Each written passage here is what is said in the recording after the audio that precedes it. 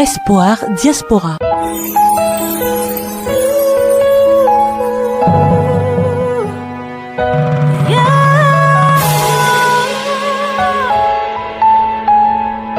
Espoir Diaspora, une émission produite et présentée par Pierre Kipré. Dieu est source d'amour. Il nous a manifesté cet amour en donnant son Fils unique pour que nous vivions par lui, Jésus-Christ. Par sa vie et son enseignement, il nous révèle pleinement l'amour de son Père et nous invite à pratiquer cet amour entre nous et sans limite. Frères et sœurs de la diaspora, bonjour. Auditeurs, auditrices, merci de suivre ce programme destiné à la diaspora. L'amour que Dieu nous donne suscite nécessairement notre propre amour pour lui et Dieu nous a donné ses commandements. Tu aimeras le Seigneur ton Dieu de tout ton cœur, de toute ton âme, de toute ta force, de tout ton esprit et ton prochain comme toi-même. Ces deux commandements sont promesses de vie. Pour le chrétien, aimer Dieu, c'est observer ses commandements, mettre en pratique sa parole, entrer dans son projet d'amour pour le monde, c'est-à-dire l'aimer en vérité.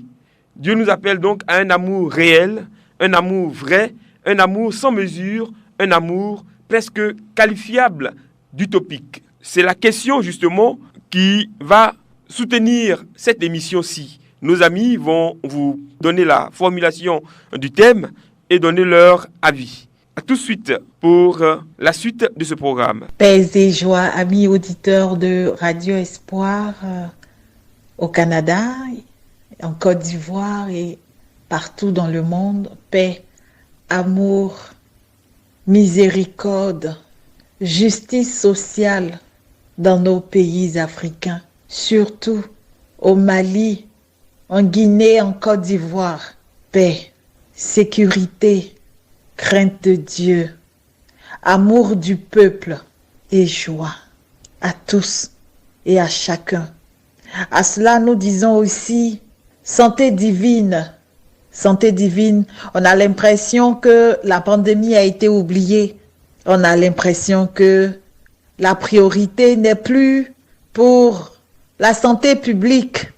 Santé divine donc à toute l'humanité qui souffre de la même façon, qui prend les mêmes mesures, les mêmes précautions.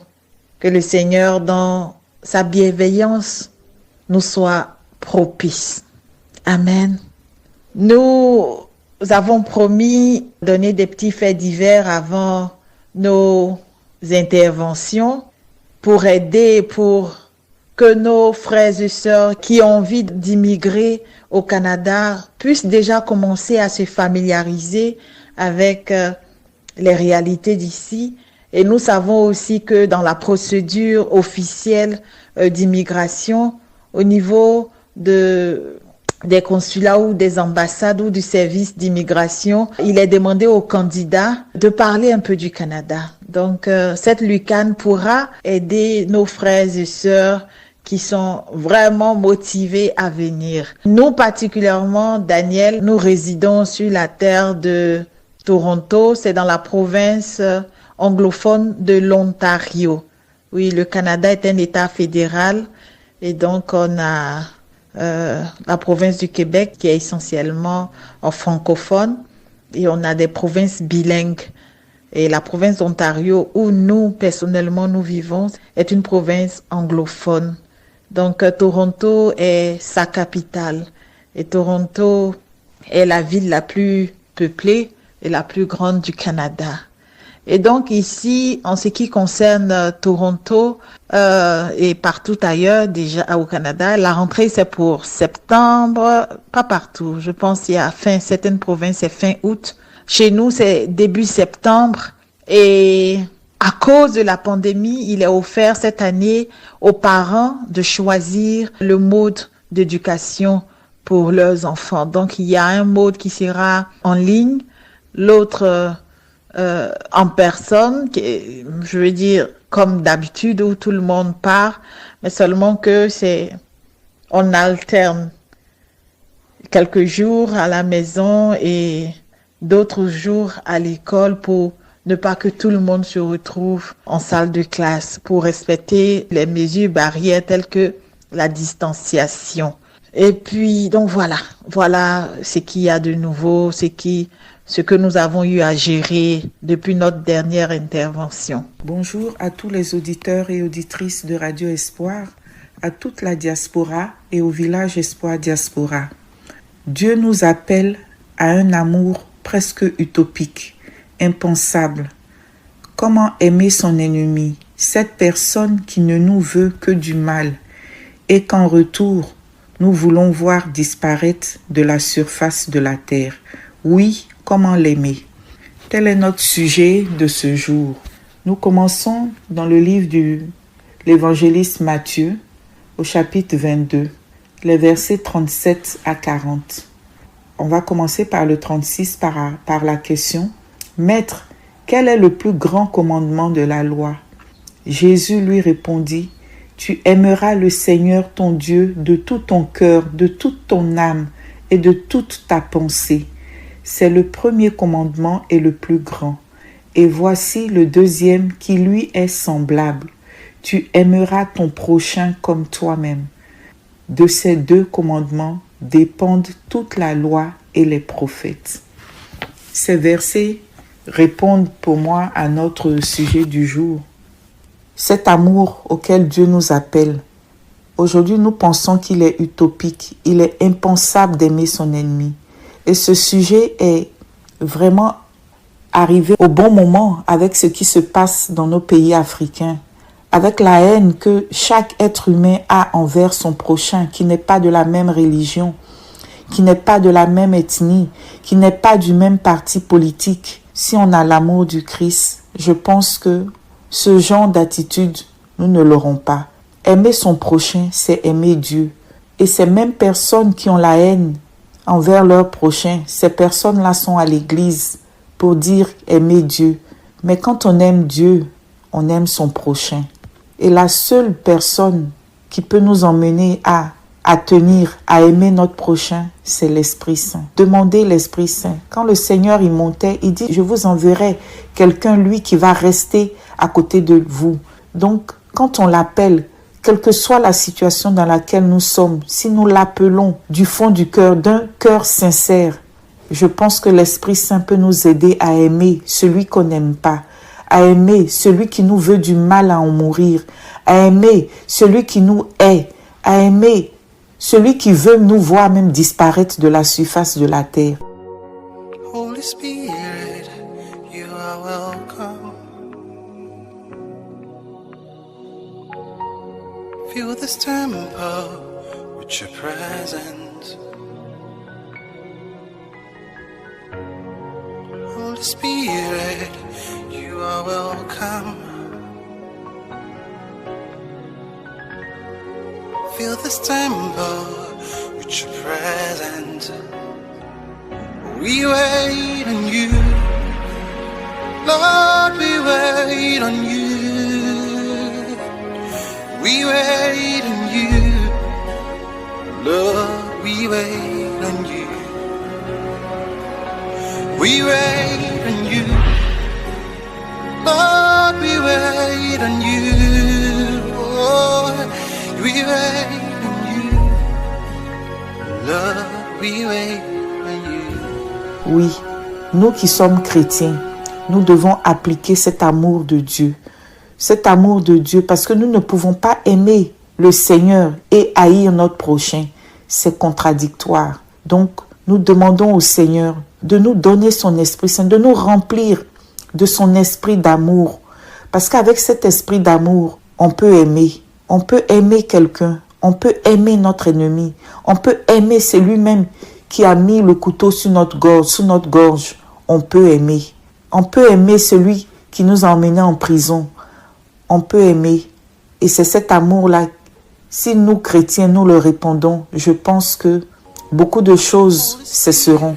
Et je prie en ce jour pour la paix dans notre pays, pour la paix dans tous ces pays africains qui, à chaque fois qu'il y a élection, nous devons craindre. Nous devons être en proie à une crainte. Qu'est-ce qui va encore se passer? Comment nos parents vont encore souffrir? Comment nos amis, toute la population va encore souffrir? Oui, Seigneur, c'est cet amour-là que je réclame aujourd'hui pour la vie de tous les Ivoiriens. Je me tourne aussi vers le Mali. Oui Seigneur, que ta paix, que ton amour, vraiment ton esprit d'amour se répande dans le cœur de tout un chacun. Aujourd'hui, mon intervention est plutôt prière. Cet amour presque utopique, impensable, nous pouvons l'avoir. Oui, avec Jésus-Christ qui nous dit: tu aimeras le Seigneur ton Dieu de tout ton cœur, de toute ton âme et de toute ta pensée, et tu aimeras ton prochain comme toi-même. Comment tu t'aimes, c'est comme ça tu vas aimer ton prochain. Et nous demandons l'amour de Dieu, l'esprit d'amour. Oui, l'esprit d'amour. L'esprit d'amour, l'esprit de paix dans le cœur de toute personne. Et nous réclamons cet amour et cette paix sur nos pays, actuellement sur la Côte d'Ivoire. Voilà, c'était Marie-Ange au Canada, c'était ma contribution du jour. Et je prie vraiment pour cet amour-là, que la paix du Seigneur soit sur chacun de nous et que Dieu nous garde. Au revoir. Paix et joie, frères et sœurs, auditeurs et auditrices de la radio Espoir. Dieu nous appelle à un amour presque utopique, impensable. Comment aimer son ennemi, cette personne qui ne nous veut que du mal et qu'en retour, nous voulons voir disparaître sur la surface de la terre? Oui, comment l'aimer? Ceci est notre thème. C'est une grâce qui démontre notre maturité spirituelle en Christ. Notre amour sincère pour nos frères et sœurs vient prouver que nous avons nous-mêmes goûté et expérimenté son amour. Je peux confirmer que j'ai énormément bénéficié de l'amour de Dieu. Par conséquent, j'ai le devoir à mon tour de le transmettre sans mesure à mon prochain qui ne me montre aucun amour ou qui me persécute. Ce qui me donne la force de pardonner et repartir vers une personne qui m'a offensé, trahi ou calomnié est que je m'interroge sur mon propre comportement vis-à-vis d'elle. J'analyse les actes qui ont pu conduire à cette haine, puis, rapidement, je me rappelle des bontés ou les bienfaits de cette personne à mon égard, ne serait-ce qu'un seul. Aussitôt, je culpabilise et le pardon ou la compassion pour cette personne m'envahissent. Cela me donne la force de me rapprocher de la personne pour poser un acte d'amour, de pardon. Souvent, autour de moi, certaines personnes pensent que c'est une faiblesse ou me trouvent bizarre. Il m'arrive de me demander pourquoi et comment j'ai fait pour agir ainsi. Est-ce vraiment une faiblesse? Non, bien au contraire, c'est une force. Et le Seigneur m'a fait comprendre que c'est bien le pardon et l'amour qui sauvent de toute épreuve. En effet, si Dieu nous demande d'aimer nos ennemis, c'est pour notre bien. 2 Corinthiens 2, verset 11. Ne laissons pas Satan avoir l'avantage sur nous. Quand on aime ce qui n'est pas aimable, c'est Satan qui est vaincu, disait sœur Emmanuelle depuis Medjugorje. Nous pouvons retrouver cela dans la passion de Jésus-Christ sur la croix. Il pardonne à ses bourreaux. Il nous accorde toujours sa miséricorde malgré nos péchés d'ingratitude. Cette miséricorde a vaincu la mort et nous a sauvés. En conclusion, je peux dire que si notre amour pour Dieu est vrai, nous devons aimer notre prochain, dont nos ennemis, car l'un ne va pas sans l'autre. Chaque fois que nous faisons l'effort de traiter nos ennemis comme Dieu nous le demande, nous recevons le double de ce que nous avons perdu. Que la grâce de Dieu nous donne d'aimer nos ennemis sans mesure. Amen. Votre sœur Ndaditu. Chers frères et sœurs et invités de l'Espoir Diaspora, je vous salue. Je suis la sœur Patricia et il nous est donné un nouveau thème de réflexion qui est le suivant. Je cite: Dieu nous appelle à un amour presque utopique, impensable. Comment aimer son ennemi, cette personne qui ne nous veut que du mal et qu'en retour nous voulons voir disparaître de la surface de la terre? Oui, comment l'aimer? Nous allons donc chercher à définir le mot amour et par le dictionnaire et par la Bible. C'est quoi l'amour? Le dictionnaire L'Internaute nous dit que c'est un sentiment d'affection, d'attirance sentimentale et sexuelle entre deux personnes. Il nous dit aussi que c'est un sentiment d'attachement, d'affection mutuelle entre amis ou membres d'une même famille. Et la Bible, quant à elle, nous dit que l'amour, c'est une particularité de Dieu, c'est-à-dire un côté essentiel de son caractère, de sa personne. Cet amour ne va pas à l'encontre de sa sainteté, de sa droiture, de sa justice ou même de sa colère. Toutes ces caractéristiques ont une harmonie parfaite. De la même façon que Dieu est aimant, tout ce qu'il fait est juste et droit. L'exemple parfait de l'amour véritable est Dieu. À ceux qui reçoivent son Fils comme leur Sauveur et Seigneur, Dieu a donné la capacité d'aimer comme lui par l'action du Saint-Esprit. Là-dessus, la parole de Dieu est claire et limpide. La haine, le racisme ou encore l'homophobie n'a pas de place dans le corps du Christ. Dieu est amour et il veut que nous, chrétiens, soyons porteurs de ce message qui fait la différence. Plusieurs passages bibliques nous invitent à aimer notre prochain. Mais qui est notre prochain? C'est notre parent, notre voisin, notre collègue, mais aussi cette personne dans le besoin que nous croisons dans la rue. C'est le musulman qui ne partage pas les mêmes convictions religieuses que nous. C'est cet homosexuel ou cet homme qui est marginalisé et que nous disons pécheur. Et la liste est bien longue. Nous allons ici citer quelques passages de la Bible qui illustrent l'amour selon Dieu. Dans l'évangile de Saint Matthieu, chapitre 22, versets 37 à 39, Jésus-Christ nous commande, je cite, « Tu aimeras le Seigneur ton Dieu de tout ton cœur, de toute ton âme, de toute ta pensée. » C'est le premier commandement et le plus grand. Et voici le second qui lui est semblable. « Tu aimeras ton prochain comme toi-même. » Saint Jean, dans son premier livre, chapitre 4, versets 7 à 8, dit « Bien-aimés, aimons-nous les uns les autres, car l'amour est de Dieu. Et quiconque aime est né de Dieu et connaît Dieu.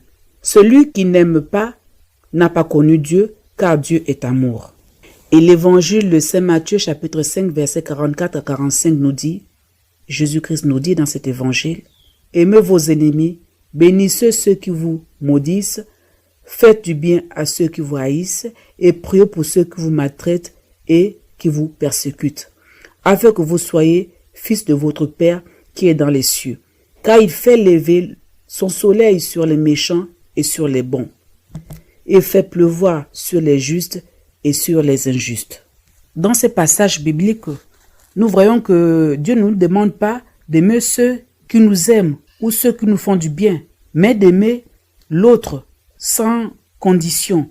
Aimer celui qui nous a fait du bien ou qui nous a fait du mal, nous les aimons tous de la même façon comme nous-mêmes nous nous aimons. Tel est le commandement de Dieu. Car la parole ne dit-elle pas que comment pouvons-nous aimer Dieu que nous ne voyons pas et détester notre frère que nous voyons? Alors pour revenir à notre question, comment aimer celui qui nous fait du mal? Comment résister à ne pas lui rendre l'appareil? La réponse se trouve dans la définition même de l'amour selon la Bible. Je cite, « À ceux qui reçoivent son Fils comme Seigneur et Sauveur, Dieu a donné la capacité d'aimer comme lui par l'action du Saint-Esprit. » Pour arriver à ce stade, il nous faut une véritable communion avec le Saint-Esprit. Être dépouillé de nous-mêmes. Pouvoir dire, comme Saint Paul le disait, « Ce n'est plus moi qui vis, mais c'est Christ qui vit en moi. » À ce niveau de la relation avec Dieu, on est capable de tout pardonner. On est capable de rendre le bien pour le mal qu'on nous a fait. Donner l'amour pour la haine qui nous a été donnée. Et pouvoir prier pour ceux qui nous persécutent et tous ceux qui nous veulent du mal. Si nous n'avons pas une véritable attache, une véritable connexion avec le Saint-Esprit, il nous est vraiment impossible d'aimer celui qui nous déteste.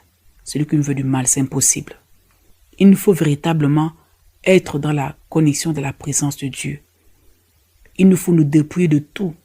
De tout. Vraiment être rempli par l'amour de Dieu comme Christ l'était. Il avait un amour qui surpassait tout ce qu'il pouvait exister, tout ce qu'il pouvait ressentir. Et c'est même pour cela qu'il s'est donné. À la mort, il allait comme un agneau immolé. Il n'a pas dit un mot. Il s'est laissé faire. Parce qu'il s'était dépouillé de tout. de tout ce qui pouvait encore le garder dans la rancune, tout ce qui peut mettre la colère dans son cœur.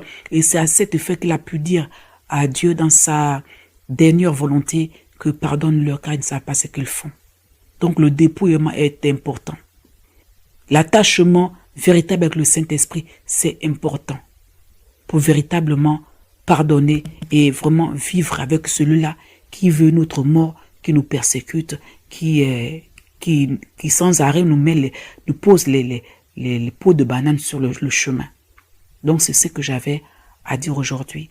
Vraiment, attachons-nous au Saint-Esprit, attachons-nous à Dieu et donnons-nous pleinement à l'œuvre de Dieu. Si nous nous donnons à l'œuvre de Dieu, si nous sommes dans les œuvres caritatives, nous n'avons pas le temps de penser à celui-là qui fait des projets chaque jour sur nous, des projets de mort, des projets pour nous réduire, pour nous détruire, pour nous rabaisser. À ce moment, nous ne pensons pas à ça, nous pensons juste à Christ. Et Christ qui est fidèle, il voit nos œuvres, il voit le mal que nous donnons et il est là, il nous secourt, il veille sur nous.